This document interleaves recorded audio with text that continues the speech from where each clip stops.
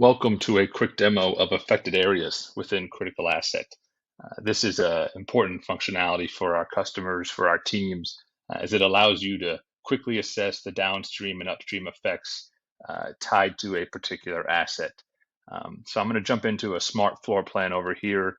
This is an electrical floor plan for one of our healthcare clients.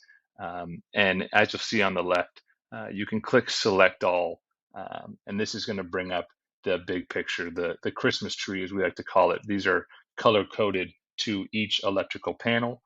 These are individual receptacles throughout the floor plan, and where they are tracked to and what they are associated to. We'll run a quick scenario here that we're making a change to a piece of equipment in the ultrasound room. We need to target a particular receptacle and make sure that we are turning down just that receptacle and no others within the floor plan. So we'll see here when we cursor over any of these receptacles, it pops up that this is on panel NR03.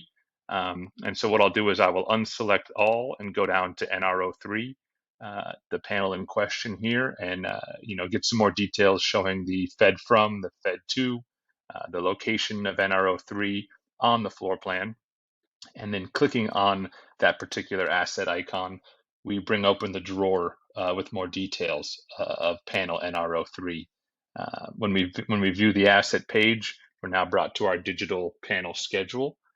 And this is, again, the quick, easy, your team can do this on their phone. You can do this from your office. And now you're looking at the detailed panel schedule. You can target a particular breaker that needs to be turned off in ultrasound room 414. And again, this is gonna avoid downtime or mishaps turning off power to the wrong room, the wrong receptacle.